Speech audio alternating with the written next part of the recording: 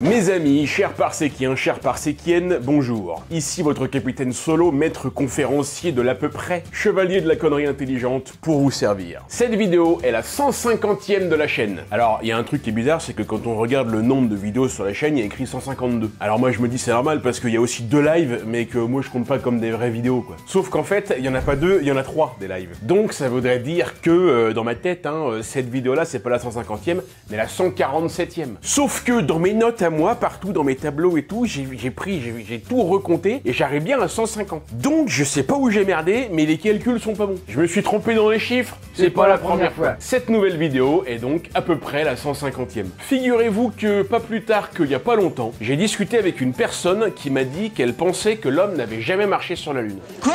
Je vous avoue que ça m'a fait un peu bizarre parce que, si vous voulez, ces gens-là, je sais qu'ils existent, mais j'en avais jamais rencontré en vrai. J'ai donc fait mon baptême et c'était une sacrée expérience. Il disait que tout ce qu'on nous avait montré était faux, tout était trafiqué, c'était un complot et qu'on n'avait pas la technologie pour ça. Alors je lui ai dit que si, y a pas de souci, on a même plein de preuves. Mais même après m'avoir écouté, il est resté sur ses positions. Alors c'est pas grave, je me doutais bien que j'allais pas le faire changer d'avis direct. Mais par contre, ce que j'ai trouvé assez ouf, c'est que peu importe ce que je lui disais, non seulement il rejetait tout en bloc, mais si vous voulez, il pensait vraiment qu'il avait complètement raison et que c'était moi le mouton qui croyait tout ce qu'on lui disait dans les médias. C'est-à-dire que le type a réussi à plus ou moins retourner la situation. Et c'est ça le pire avec ces mecs-là. Ils pensent des conneries, mais ils le pensent tellement fort, ils en sont tellement convaincus que parfois ils peuvent arriver à remporter la bataille dans un débat où en face l'autre est pas forcément bien préparé. Alors moi les preuves je les connais donc je sais me défendre. Mais vous peut-être que vous les connaissez pas, ou en tout cas pas très bien et pas toutes. Eh bien mes petits potes, c'est exactement pour ça que je fais cette vidéo. Pour vous donner des armes et des arguments, pour que vous puissiez vous défendre contre la bêtise et l'ignorance si un jour vous y êtes confronté. Parce que la vérité c'est qu'on le sait peut-être même pas forcément, mais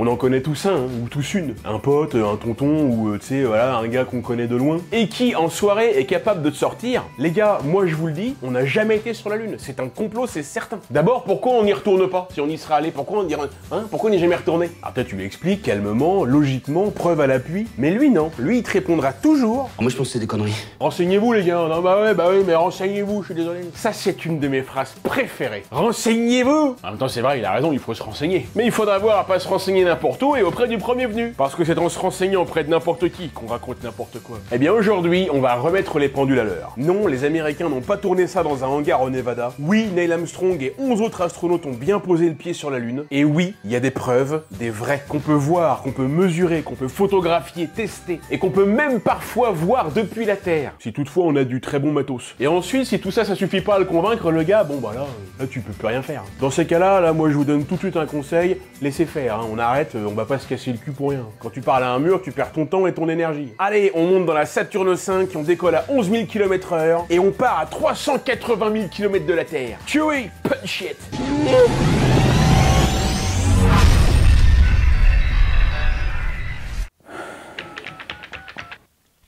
Je sais, je téléphone avec un vrai téléphone, oui. Comme quoi tout peut arriver.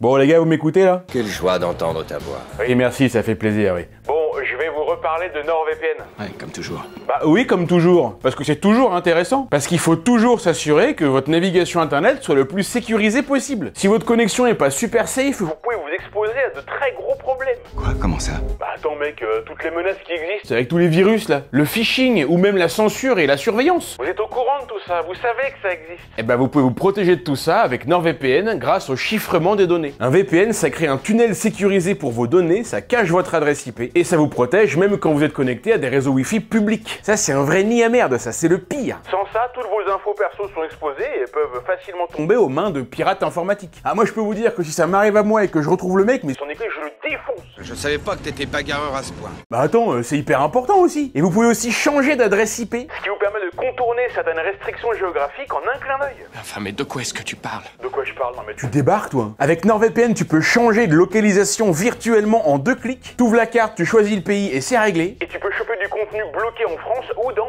plein d'autres pays. Alors si tu kiffes les animés, je peux te dire que tu seras content de te connecter sur Netflix japonais, parce que crois-moi mon gars, le choix c'est pas le même. Et t'imagines même pas le Disney Plus version US. Quoi? Non mais laisse tomber, ça sert à rien, j'ai même pas envie d'en parler. Pourquoi pas? Parce qu'il y a trop de trucs. Franchement, ce serait trop long à dire, tellement il y a de choix. Franchement, allez voir, vous allez kiffer. Vous pouvez aussi profiter d'abonnements moins chers à certaines plateformes comme YouTube, Crunchyroll, la Ligue 1, la F1, le NBA League Pass. En plus, c'est les playoffs en ce moment, les mecs, et je suis dégoûté, putain. Pourquoi tu dis ça? Parce que les Lakers, ils sont déjà éliminés. Ah. Et grâce à la fonctionnalité protection anti-menace pro, ça continue de vous protéger même quand le VPN il est pas activé, ma gueule. Et il y a aussi NordPass, un gestionnaire de mots de passe qui est disponible avec l'abonnement Plus. Ça génère des mots de passe uniques et complexes pour chaque compte. Plus besoin de se faire chier à les retenir. Moi, ma meuf, elle me dit toujours d'utiliser ça parce que je retiens jamais rien et que si j'utilise pas ça, bah, je pourrais me faire pirater tous mes mots de passe.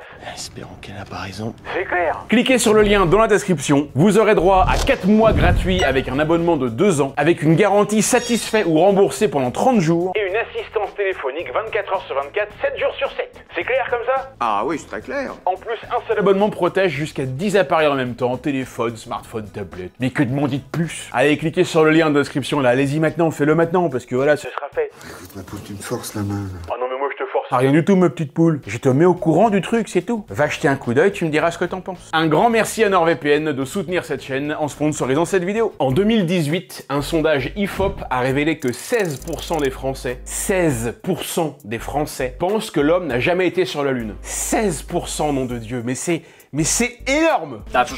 Et apparemment, c'est un score qu'on retrouve un peu aussi dans les autres pays. Aux USA, ce serait aux alentours de 12%, 15% en Angleterre, et ça monterait même à 28% en Russie. Alors bon, ces chiffres, je peux pas vous assurer qu'ils sont absolument exacts. J'ai vu ça sur différents sites internet, mais bon, c'est pas très grave. Je veux dire, 10, 12, 15%, c'est pareil, c'est beaucoup trop. Personnellement, c'est un chiffre qui me fait un peu halluciner. Je pensais pas qu'il y avait autant de gens qui pouvaient adhérer à cette vieille théorie conspirationniste. D'ailleurs, Arnaud d'Astronogeek a fait une vidéo là-dessus il y a 9 ans. Il parle de toutes les théories du complot qu'il peut y avoir, notamment autour de la Lune, et pourquoi elles ont du succès. Cette vidéo est évidemment très intéressante, surtout que Arnaud termine par dire lui-même qu'il ne croit pas non plus qu'on a été sur la Lune. Eh, mais qu'est-ce qu'il y a, mais ça m'étonne pas de lui. Ça se voit, regardez, qui est conspirationniste, ça se voit sur sa tête. Plus sérieusement, il y en a plein des gens qui devraient la regarder cette vidéo, ça les ferait peut-être un petit peu réfléchir.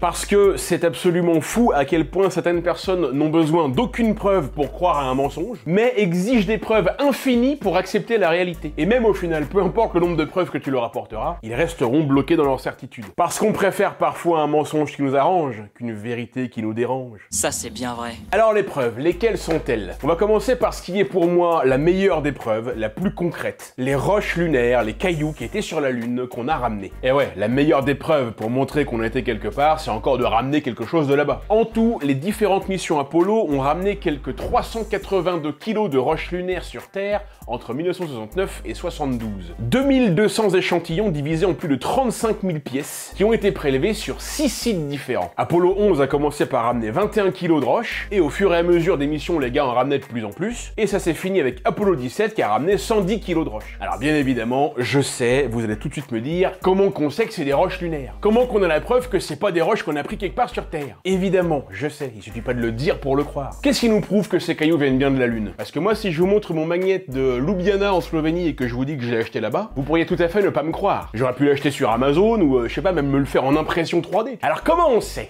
Hein? Comment? Bah voyez-vous, ces cailloux, on les a pas rapportés pour faire joli. Bon, peut-être un petit peu quand même, c'est un petit bout. Mais en vrai, on les a rapportés pour les étudier, pour analyser la composition de la Lune, pour voir s'il y avait des différences avec la Terre, pour analyser les effets de l'environnement spatial sur les matériaux, pour étudier la géologie lunaire, le régolithe, les impacts, le volcanisme, pour comprendre encore mieux sa formation. Et donc ces cailloux, on les a fait analyser dans des labos du monde entier. Et d'ailleurs, je crois même qu'encore aujourd'hui, tout n'a pas été analysé. J'ai vu certaines émissions scientifiques qui disaient que certains morceaux n'ont encore jamais été sortis de leur emballage et sont toujours intacts. Le but, c'est de les garder pour le futur, quand on aura des outils encore plus perfectionnés et des nouvelles technologies encore plus avancées. Ah non, mais c'est pas con, hein, c'est une bonne idée. Peut-être qu'on pourrait les étudier encore plus efficacement. D'ailleurs, avec le lancement du programme Artemis, là, pour le retour de l'homme sur la Lune, on a ouvert en 2019 des échantillons qui avaient jamais été ouverts depuis 1972. Parce qu'à l'époque, ils savaient qu'on aurait plus tard du meilleur matos. Et justement, ces cailloux ont été analysés dans des laboratoires du monde entier, même en URSS, à l'époque de la guerre froide. On les a appelés les Goodwill Moon Rock, des roches lunaires de bonne volonté. C'était un petit peu une sorte de cadeau des Américains au reste du monde, des messages de paix. Et si tu veux, en 72, les Russes et les Américains,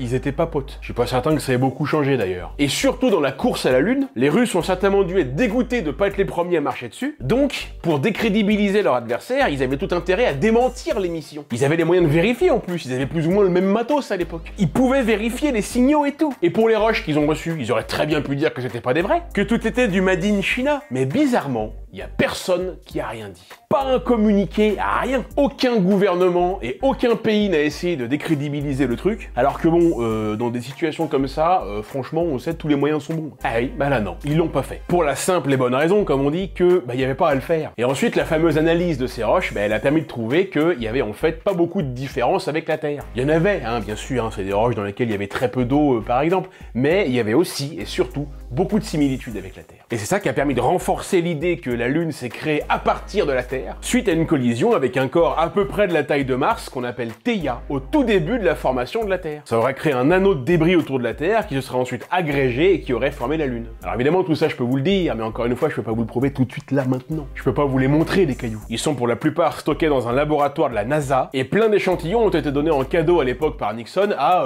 des dizaines de pays. Il y en a dans des musées, dans des laboratoires, et apparemment il y en a aussi plein qui auraient été perdus ou volés. Mais en tout cas, il n'y a pas de raison de penser que c'est du mensonge. Quand même les scientifiques de pays ennemis confirment les mêmes découvertes, c'est qu'a priori, ils l'ont pas inventé. Donc, les roches lunaires, c'est peut-être la meilleure preuve qu'on ait. Alors, si vous rencontrez quelqu'un qui doute des roches lunaires, de leur véracité et qu'on les ait ramenées, demandez-lui qu'est-ce qu'il croit, lui. Parce que si jamais vous avez la chance de rencontrer quelqu'un, alors je pense que ça, heureusement, ça arrivera pas beaucoup, mais si c'est quelqu'un qui ne croit pas aux roches lunaires, mais qui d'un autre côté croit que sa pierre d'améthyste recharge son chakra, guérit le cancer et fait que vous pouvez lire des livres 4 fois plus vite, là, vous aurez de quoi vous amuser, là. Je vous en dis pas plus sur les roches lunaires, je n'ai fait qu'effleurer le sujet, vraiment, mais si vous voulez en savoir plus, renseignez-vous. En tout cas, moi, je place vraiment cette preuve en numéro 1. La deuxième preuve qu'on a bien été sur la Lune, alors là, c'est pareil, nous, on va pas forcément pouvoir la tester en tant que citoyen lambda, mais pourtant, elle est bien là, et tous les astrophysiciens du monde entier vous le diront, les réflecteurs laser, des miroirs que les astronautes des missions Apollo 11, 14 et 15 ont installés sur place. Il y a eu en tout 5 miroirs posés sur la Lune avec l'orientation parfaite pour que quand on leur balance un laser depuis la Terre, on puisse recevoir le signal en retour. Et ça, voyez-vous, ça nous permet de calculer la distance et surtout le mouvement de la Lune. Parce que la Lune, tantôt qu'elle s'approche de nous, tantôt qu'elle s'éloigne. Et mon pote, tu le crois pas, mais grâce à ça, on est capable de mesurer la distance Terre-Lune avec une précision de l'ordre du centimètre. Et je crois même pas te dire une connerie si on est carrément de l'ordre du millimètre. Et notamment grâce à ça qu'on sait que la Lune s'éloigne de la Terre de 3,8 cm par an. Et on se sert encore de ces miroirs-là aujourd'hui. Alors bien sûr, vous pourriez nous répondre « Non, c'est pas vrai. Je n'y crois pas. Qu'est-ce qui prouve que c'est pas des conneries? De toute façon, on pourrait très bien nous dire 200 000 ou 400 000 km, qu'est-ce que ça changerait pour nous? On serait incapable de le vérifier. Donc quelque part, les Américains, ils nous disent bien ce qu'ils veulent. Oui, effectivement, oui, c'est vrai. Mais à ce moment-là, le gars, voilà ce que vous pouvez lui dire. Ah, ça marche pas, c'est pas parfait, mais bon, le message est là quand même. Et pourquoi que tu fermerais pas ta gueule? Parce que déjà, mon petit pote, c'est pas du tout que les Américains qui l'ont fait, pauvre Taran. Les Russes l'ont fait aussi. Alors du côté des Russes, par contre, c'est pas des hommes, c'est des sondes qui ont déposé les réflecteurs. Il y a eu la sonde Lunokhod 1 et 2 dans les années 70, et on les utilise toujours. Il y a même l'Observatoire de la Côte d'Azur qui en utilise un. Et surtout, encore une fois, il y a plusieurs pays qui les ont utilisés et qui ont toujours trouvé la même chose. Les Français, les Italiens, les Allemands, les Japonais, les Américains et les Russes. Ils ont tous mesurer ces retours laser. Et il n'y en a aucun qui a crié au fake. Pourquoi faire de toute façon? Ce serait quoi le sens? Pour faire chier? Oui, faire chier. Voilà. Alors oui, là, il y aurait un sens. Faire chier son monde, oui. Faire chier. Et ça, c'est pas très intelligent. Non mais sérieux, arrêtez un peu vos conneries là. Ah mais non, on en a marre de discuter avec des gens qui ne veulent jamais rien entendre et qui nous font chier et merde. En plus, on a plein de photos et de vidéos, bordel. Et ça, c'est la troisième preuve. Alors, je vous arrête tout de suite avant que vous nous disiez dans les commentaires ou dans des débats de soirée enflammés que les vidéos et les photos sont falsifiables très facilement. Écoutez ça, vous avez raison.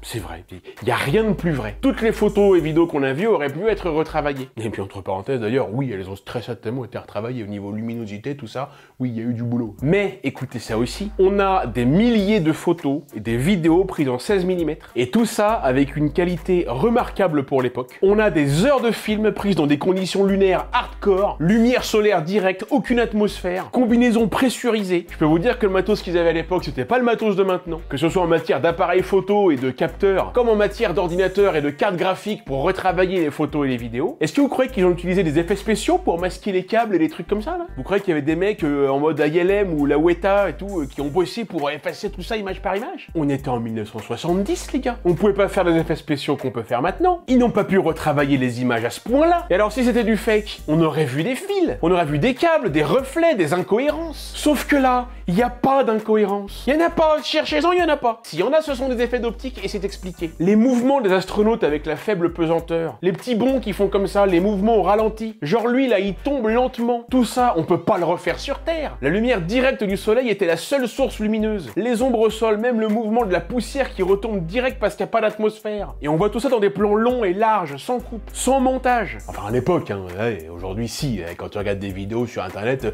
ils ont fait un montage. Là mon monteur il est en train de faire un petit montage des vidéos là. Alors, tu vois bien que c'est un montage, c'est fake, y a rien qui est vrai. Voilà, vous voyez? C'est ça. Ah mais en général, il leur en faut pas plus. Et commencez pas à nous parler du fait que le drapeau américain qu'ils ont planté, il bouge pas, ou alors qu'on voit pas d'étoiles dans le ciel. Ça a été déjà débunké hyper facilement des centaines de fois, je vais pas y revenir. Et en plus, il y a plein de photos et de vidéos qui ont été analysées par des photographes. Des gens qui n'ont rien à voir ou qui n'ont pas spécialement d'intérêt à cacher un truc. Des gens lambda, n'importe qui, il y a même des youtubeurs spécialisés qui en parlent de ça. Ils font des vidéos entières là-dessus. Qu'est-ce que vous voulez de plus? Oui mais comment ça se fait que les photos elles soient d'une aussi bonne qualité là? Avec les conditions qu'il y avait sur la Lune là et leurs grosses combinaisons. Ça aurait dû être super dur de prendre des bonnes photos normalement. Une photo comme ça là, hyper bien éclairée, tout ça, bien rangé, ça peut être fait qu'en studio ça. Mais oui, c'est clair. Est-ce que tu sais combien de photos ils ont pris dans tout les missions Apollo, là, les astronautes? Très exactement 18 663. Hein, tant que ça? Eh ouais, pour une fois, je fais pas dans l'à peu près. Alors maintenant, laisse-moi te poser une question, mon ami. Est-ce que t'as regardé les 18 663 photos? Non, je ne pense pas. Et moi non plus, d'ailleurs. Pourtant, elles sont toutes disponibles sur le site Lunar and Planetary Institute, par mission, par site, et même par appareil photo. Regardez-les, vous pouvez y aller, j'ai mis le lien dans la description. Et tu verras si elles sont toutes géniales. Pas du tout, non. Il y en a pour la plupart, elles sont assez quelconques. Et il y en a même plein qui sont assez ratés. Mais tu penses bien que la presse va pas nous montrer tout ça. Elle va juste nous montrer les meilleurs, les plus jolis, comme d'habitude, comme n'importe qui aurait fait sur n'importe quel événement. Sur 18 600 photos, on peut peut-être imaginer qu'il y en ait quelques-unes qui a été réussies, non? Alors arrête de critiquer les 4 photos que t'as vues et essaie de pousser l'analyse un peu plus loin. Dites-moi, est-ce qu'on a ici des gens qui ne croient pas aux photos et aux vidéos de la NASA, mais qui pensent que les pyramides en Égypte ont été construites par des aliens? Manifestez-vous en commentaire, n'hésitez pas, je voudrais vraiment voir et lire vos arguments. Je sens qu'on va rire. Arrête de te foutre de leur gueule, c'est pas cool, tu vas avoir des problèmes. Des problèmes, moi? Ha, je crains des gains. Et puis tiens, allez, vous voulez une autre preuve que les sceptiques n'accepteront pas? Les sites d'alunissage, qui sont tous bien visibles. En 2011, la sonde LRO a publié plusieurs clichés qui montrent tous ces endroits. En 2012, il y a des scientifiques chinois ont dit qu'ils avaient repéré des traces sur les images de leur sonde Chang'e 2. Et en 2008, déjà, la JAXA, l'agence spatiale japonaise, publiait des images du site d'alunissage de la mission Apollo 15 sur des photos prises par la sonde Selene. Alors, pour chaque argument que je vous donne, vous pouvez continuer de dire que c'est de la merde et que ça vaut rien. Si vous voulez, pas de problème. Mais bon, débattre avec des gens qui refusent de voir l'évidence, c'est un peu comme jouer aux échecs avec un pigeon. Peu importe la configuration du jeu, le pigeon va tout foutre en l'air en disant qu'on triche, et ensuite il va se pavaner fièrement comme s'il avait gagné. Mais quel connard, mais c'est pas possible. Excusez-moi, hein, je jure, je sais, je jure, il ne faut pas jurer. Mais en même temps, qu'est-ce qu'on en a à foutre? La sonde japonaise Selene, encore elle. Elle a pris plein d'images de la Lune, et en combinant certaines, les astrophysiciens japonais ont pu reconstituer une vue d'une chaîne de montagnes qui avait déjà été photographiée en 71 lors de la mission d'Apollo 15. La ressemblance entre les deux images est indiscutable. Alors oui, tout ça c'est faux, ouais, tout ça c'est faux, c'est trafiqué, tout est du mensonge. Ça tient pas debout. Nous on sait, on n'y connaît absolument rien et on n'a pas du tout travaillé, on n'a rien fait, aucune recherche, mais on sait que c'est pas vrai. On sait pas vraiment pourquoi on refuse d'y croire, mais en tout cas on n'y croit pas, c'est tout. Bon, c'est juste pour faire chier, pour faire vos intéressants en fait.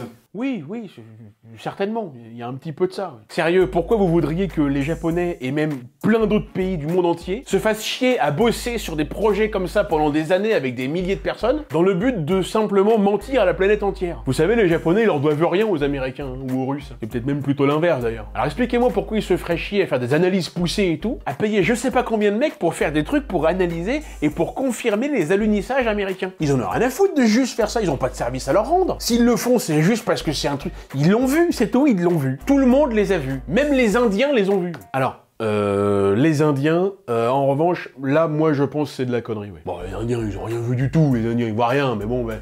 Qu'est-ce que tu veux, ils veulent jouer avec nous. On est en train de jouer à la PS5, bon bah eux ils sont avec nous, ils nous regardent, bon bah voilà, on leur file une petite manette de NES et puis bah ils pensent qu'ils jouent avec nous, ils sont contents. Non évidemment je déconne, les Indiens ils ont un programme spatial qui est intéressant aussi. En tout cas, quand même la Chine valide le truc, mais que ton pote Jackie il y croit pas parce qu'il a vu un teubé dire de la merde sur TikTok, bah, écoutez les gars, choisissez votre camp et surtout choisissez vos sources. Vous êtes pas capable de simplement accepter le truc en fait. Non, on n'est pas capable. Ok, bah fermez-la. Non, on la ferme pas. C'est un gigantesque complot, tous les scientifiques sont dans le coup, jusqu'au dernier.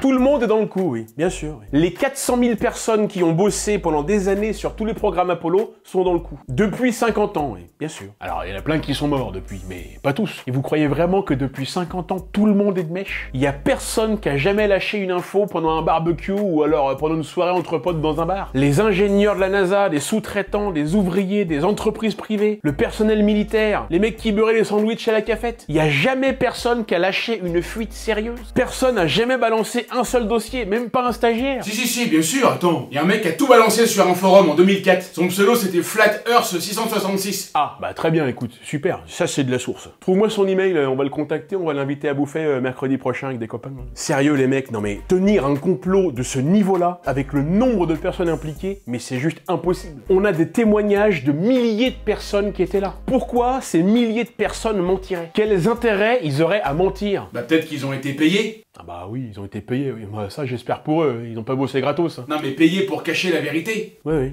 non mais absolument, oui. Tu sais, les excuses, c'est comme les trous du cul. Tout le monde en a un. Bon, écoutez, voilà, je pourrais encore vous parler aussi des sismographes lunaires. Les missions ont installé des instruments bien orientés, bien calés, qui ont enregistré des séismes lunaires jusqu'en 1977. Là, on voit Buzz Aldrin en 69 installer les trucs. Mais non, ça c'était les bacs à glaçons, c'était pour l'apéro. Ah oui, pardon, merde. Bah non, bah c'était sur une autre photo alors. Nous pourrions également citer toutes les photos satellites modernes. Depuis les années 2000, la NASA a pris plein d'images satellites des sites Apollo. On voit les modules, les traces de pas, le matos. Ouais, ça s'appelle Google Moon. Allez regarder les gars, c'est cadeau. Et à toutes celles et ceux qui répondraient que toutes ces images c'est pas des preuves, ça veut rien dire ça. Je vous répondrai ok les gars, pas de problème. Mais juste un petit truc mes petits merdeux. On vous entend beaucoup sur la Lune, mais pourquoi on vous entend jamais à propos de Mars? Vous dites jamais rien sur Mars. On vous a jamais entendu dire que c'est de la connerie tout ça. Donc ça veut dire que vous y croyez. Mais alors pourquoi vous accepteriez sans problème les images de Mars mais pas celles de la Lune? Dis donc gamin, t'as pas un problème de carte graphique dans ton cerveau? Ah je vous jure. Non mais bon, vous savez quoi? Vous pouvez penser ce que vous voulez, y a pas de problème. Vous avez le droit de penser qu'on n'a pas été sur la Lune. On va pas vous forcer à changer d'avis. Mais s'il vous plaît, ne confondez pas avoir une opinion et avoir raison. Eh ouais ma gueule, je pose ça là et je pars en moonwalk. Allez, on en a assez dit pour aujourd'hui. Oui, l'homme a marché sur la Lune, c'est un fait. La vérité est là-haut et elle a laissé des traces. Vous avez le droit de pas y croire, y a pas de problème, mais sachez que vous vous trompez parce qu'il y a des preuves. Et à tous ceux qui croient qu'on n'a pas marché sur la Lune, mais qu'on peut parler aux morts avec un pendule et une bouteille d'huiles essentielles, reprenez-vous, s'il vous plaît les gars, reprenez-vous. Vous allez rentrer chez vous et réfléchir à votre avenir. Parce que c'est à cause de gens comme vous que les extraterrestres ils viennent pas nous voir. Je ne critique pas la foi ou l'intuition, mais il faut juste parfois reconnaître que l'esprit critique pourrait être appliqué avec un petit peu plus de cohérence. 12 hommes ont marché sur la Lune, et des milliers d'autres ont marché sur un râteau, et le choc leur fait raconter un paquet de conneries. En tout cas, maintenant vous connaissez les preuves, je n'ai fait qu'effleurer le sujet, tout ce que je vous ai dit est bien évidemment beaucoup plus détaillé sur internet. Et vous, eh ben vous pourrez en parler dans les détails la prochaine fois que vous aurez en face de vous quelqu'un qui doutera. Et je vais vous spoiler tout de suite la fin. Il y a de fortes chances que même avec tout ça, il restera sur ses positions. Mais c'est pas grave, on s'en fiche, votre but est pas de le faire forcément changer d'avis, il fait ce qu'il veut. C'est ce qu'on est, hein. Il y a que les cons qui changent pas d'avis. Bon, évidemment, je rigole un peu, enfin, je suis un peu vénère, mais je veux pas du tout être ni hautain, ni condescendant, ni insultant. Encore une fois, et ce sera toujours la même chose, on peut croire ce qu'on veut tant qu'on fait pas de mal et qu'on fait pas chier les autres avec nos croyances. Mais en tout cas, des discussions comme ça pourra pas leur faire de mal. On plante une petite graine, on verra si ça pousse. Allez, c'est tout pour cette fois, j'espère que cette vidéo vous a plu. N'oubliez pas de vous abonner à la chaîne, de faire tout ce que vous savez qu'il faut faire pour que cette chaîne perdure dans le temps, dans la qualité et dans la visibilité. Je remercie tout le monde, des plus anciens aux plus nouveaux. Vous êtes de plus en plus nombreux et nombreuses à arriver tous les jours et à rejoindre la secte 12 par sec. Allez, je vous laisse, je file bosser sur la prochaine vidéo. Je vous embrasse et surtout n'oubliez pas, restez toujours dans l'à peu près. C'était Yann Solo sur 12 par sec. Ciao.